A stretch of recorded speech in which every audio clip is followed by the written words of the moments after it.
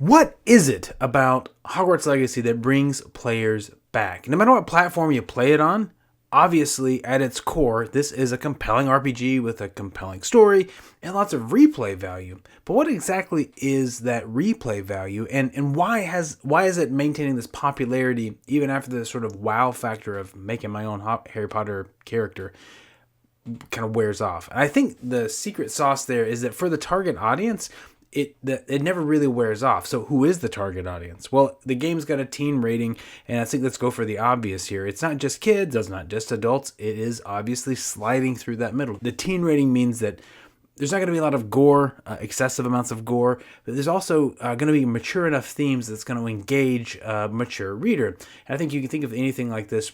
A corollary with this would be sort of the young adult world in literature. If you're reading a fantasy book with young adult, there's going to be some dark themes. There's not going to be gratuitous, sex or excessive amounts of blood and gore. Although in this game there are definitely scenes of pretty intense violence and lots of depictions of really evil characters wanting to do evil things.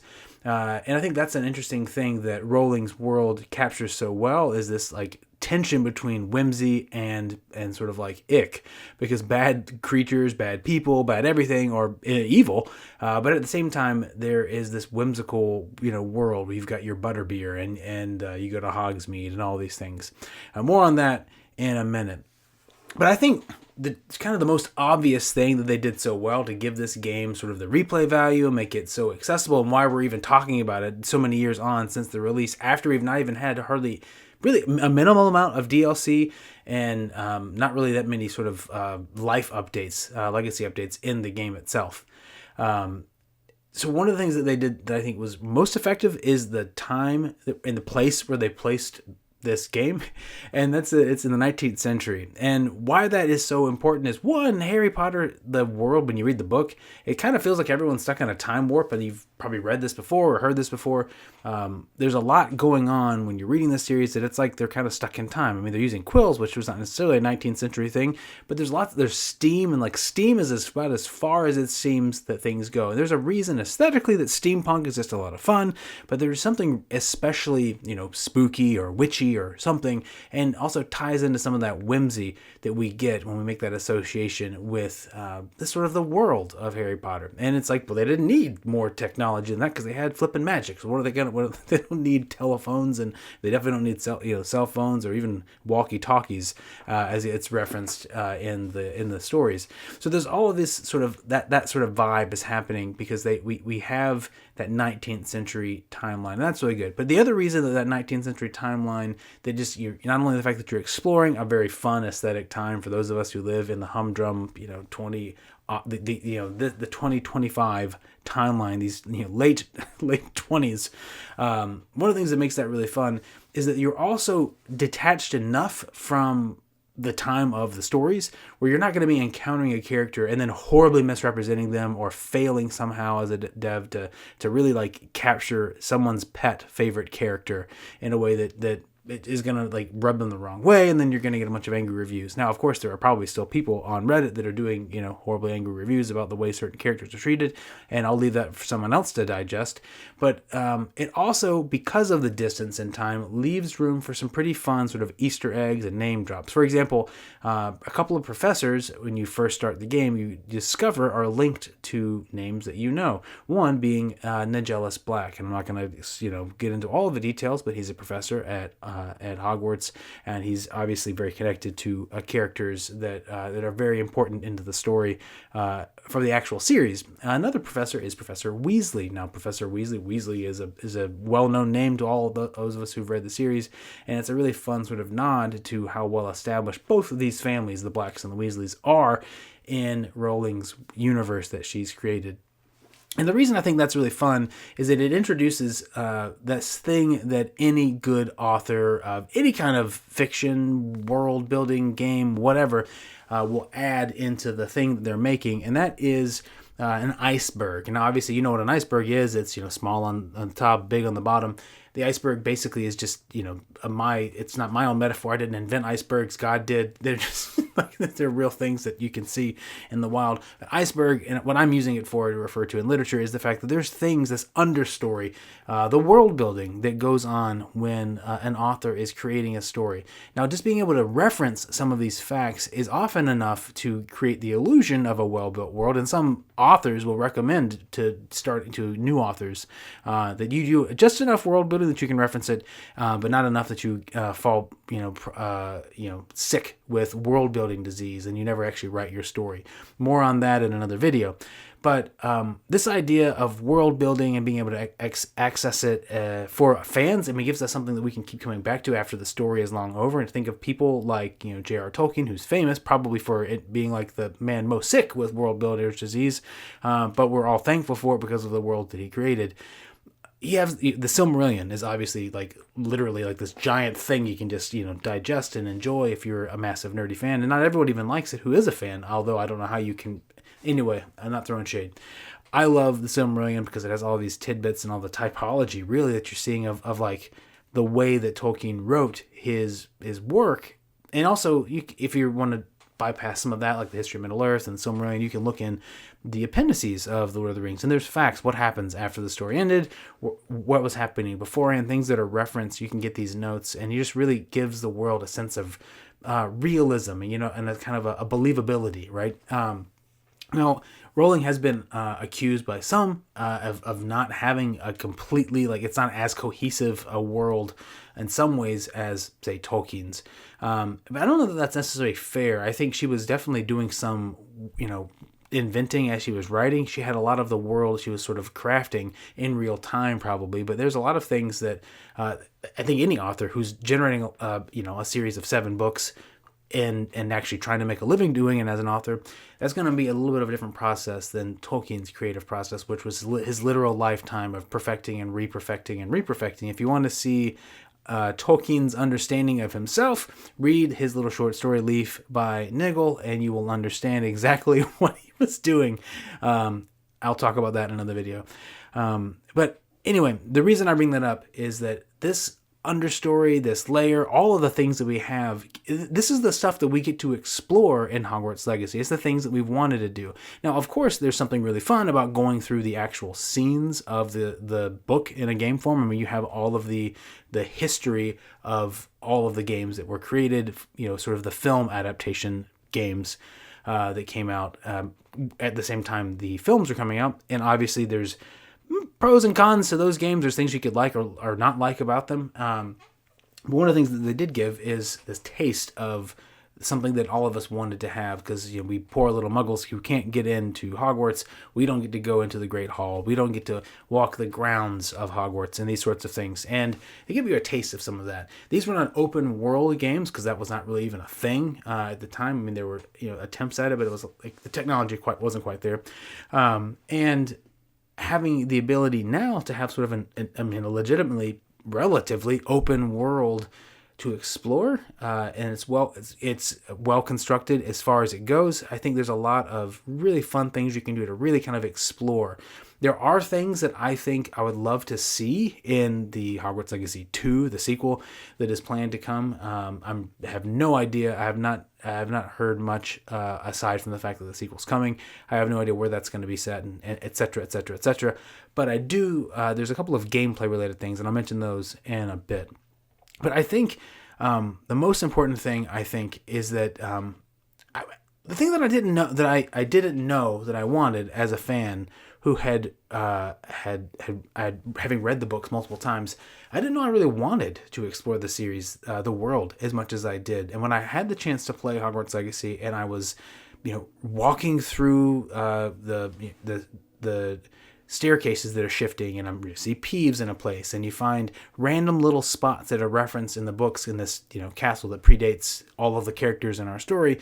You have a lot of really fun moments of discovery, and they capture that whimsy and they capture that wonder and all of those things that you want as a fan of a series. They did an incredible job of that, and I'm grateful to them for doing such a good job at that. But I think there's really like 5 specific things that make this game compelling and give it that sort of replay value. You want to return to play it again, and I'm going to share those with you here. Number 1, I think, is place. Obviously, Hogwarts itself. I mean, I've kind of hinted at this already, but I didn't know how badly, as a reader and as a little nerd, I wanted to get into this game and go into the places you get to go. It's just a lot of fun. It's a lot of fun to hop on a broom and fly around the Quidditch pitch. Of course, we all wish that we could play Quidditch in the game, and there's reasons that we've been given, and rumored reasons we've been given for why that doesn't happen in other games that were published. Anyway, how fun would it be if there was the ability to play Quidditch in a later game? That'd be a lot of fun. Get that house cup going. Anyway, so the going into Hogwarts itself is great. The wider world, again, coming back to the fact that it's in the 19th century, there's certain things that just make it a lot of fun to explore. Things that are more believable in a sense. You're in these little villages that are outside the surrounding around Hogwarts and Hogsmeade proper, and the timeline sort of makes sense for why these places would kind of be in the Highlands where they are. Obviously, you're also in the Scottish Highlands, which is really cool for those of us who are irreparate Anglophiles and are into all things, Britannia and Hibernian, and also just. But anyway, in all of these sort of English things, the Scottish Highlands have a certain mystique to many of us, and it's really cool to be in a place and be able to experience that in a game in a really fun way that also involves magical creatures. I mean, that's what else is there? That's what else do you want out of a game? So the opening scenes of this game, the tutorial level, they set the stage for a place of.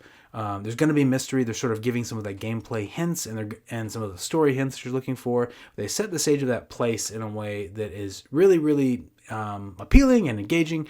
And I think that's the story elements that are there. All of those things really just set that stage. Also, dragons, port keys. I'm not dropping any massive spoilers if anything you haven't seen online in the sort of first few minutes of the game.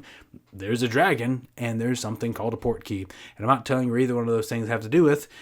You'll figure it out for yourself when you play the game. But it just kind of goes on from there, expanding, the Highlands, the wizards, getting these racial tensions, which are actually really critically part of the world that Rowling invented. The tensions between goblins and wizarding kind and some of these other creatures.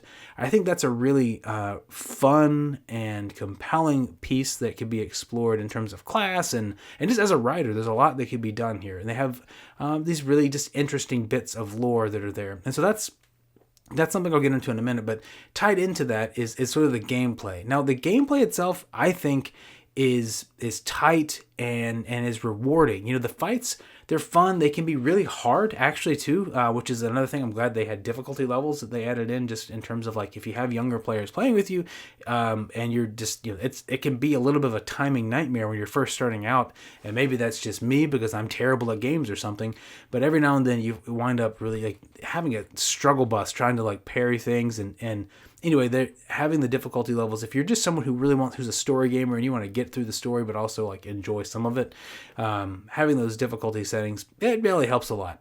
So that was a great thing. But I mean, really, you fill up your stack of spells, you sort of make a playthrough style the way you want to fight, and go through the game. But it can be really beautiful to watch these combos going off, and it's really satisfying, the gameplay itself. So then coming back to the what ties both those two things together, both is the lore. I mentioned some of this earlier. There's characters that are sort of Easter egged in, having the castle itself, sort of some of the creation of Hogwarts, and sort of this sort of ancient magic. We call it a trope or whatever, this operating principle that's really important to the story. I have this idea of this ancient magic, which is really, really cool. And I think also tying into more of the history and more of the sort of fleshing out the diversity of certain families, like the Gaunts, for example, and other families that you wind up seeing. That's a really, it was really effectively done. Obviously, they could have done even more. There was so much that they wanted to do in this game, and they could have run the risk of feature creeping, which is really common in a lot of game developers. I've seen lots of developers that are online talking about in interviews and things, talking about the problem of feature creep and how especially if you're an indie developer, you could very easily just add and keep wanting to add one fun things. It could be really great for the gamer, but they wind up bloating the game, and then it becomes like this unwieldy thing. They obviously did not do that, I don't think, with Hogwarts Legacy, but I think that's I think that's an important point to consider, that there's things they could have done. They made certain decisions. And I think this probably gets back to, as well, the issue of not having Quidditch as a thing. There's lots of broom-related stuff, if that's what you're really wanting. There's tons of broom-related quests, and you can just, fly on a broomstick to your heart's content. And that's a fun thing. But that also ties into one of the most effective things that they did in this game, and that's truly making it feel, even in the limited sort of storyline, I mean, it's taking place basically within a year, an academic year, I guess you could say, this open world where you're getting to explore all sorts of things, and really kind of doing the normal RPG thing of grinding through places and skill trees and all of those sorts of things, and really growing as a character. They did a lot of really great things with that. Obviously, in terms of dealing with like platform differences, the open world aspect is one of the places where the Switch struggles the most. And from what I've seen, I haven't played it, but from what I've seen, they completely fix this issue with the Switch 2 version. For example, when you're coming into Hogsmeade, you're having to load a map. You can't just run across the bridge and you're suddenly in the city, in the town, the village. And every other version except for the Switch, you just barge on in, and it's how it feels more natural, and you get more of a seamless sort of integration into the game. The same is true when you're running around the castle. I get lagged out all the time running into doorways, across parts of the castle that are loading, and then there's lots of loading screens when there's certain places where they had to sort of chunk it out, where this is the place where I have to go, and I'm gonna load another map. And that you get used to it. I've played lots of games. I've been playing games for a long time, and for a very long time, that was how every game was. You had to load maps. But they did some every now and then you get kind of like bogged down. And also, I don't know if this is true because I've never played on another platform besides the Switch. There are occasional bugs, where you just got to go back to another save state because you've been bugged out and you can't get through there. That's going to happen in any game, obviously. That happens specifically on the Switch. And I mentioned that in a previous video before too. These things do happen. So that's those are my first four things. And the final thing that I think really makes the game have this replay value that keeps bringing us back again and again and again is something I don't have another word for, and it's vibe. So I don't know how else to say it, but they did a fantastic job just really getting that Potterverse vibe. I mean, it feels like you're in a world consistent with Rowling's creation. There are certain things that I would have done different if I was the developer. Certain decisions they made, certain characters and character arcs I might have taken differently. I also would love to see a more robust morality system where the storyline takes different paths, like in many games, where if you consistently make the evil choice, then you're going to have more evil consequences. People will be terrified of you. Your character starts, you think of those games where, like the Star Wars games, where suddenly you look more dark side, you definitely look more like a Sith. You get kind of weird looking flames coming out of your head and stuff like that. I mean, you would expect in a world where like the evil characters are like incredibly evil in Harry Potter's the universe, you would think that would be a logical place you would go. But that's not the case. I mean, you can, if you choose the route to learn the unforgivable curses and you flip them out. There are consequences in the sense that, like, if you attack people will attack you back. In certain places, but you can just whip out killing curses here or there, and it doesn't affect you in the way you'd think it would, based on the lore and the series. So that's I think a missed opportunity, and I think also that it would add a level of replay value that I'm hopeful that it will have in in the next version, the sequel to Hogwarts Legacy. And I think if those are really big things. Obviously, they're never going to make a story that's 100%, the story of Harry Potter, and they're taking that universe and just telling that like a brand new version of that story completely perfectly. I mean, no story itself is perfect. There's things in the books, the Harry Potter books, that people struggle with sometimes.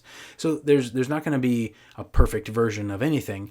But I think they did a fantastic job hitting that vibe and really just catching us up into this wonderful story that so many of us really wanted to be in. I mean, obviously, there's a whole lot of things that could be done, but those are my 5 sort of reasons why. Now, if you want to see my thoughts on whether the Nintendo Switch version is even worth playing, if you're curious about that, then you can check out this video right here, and I'll see you over there.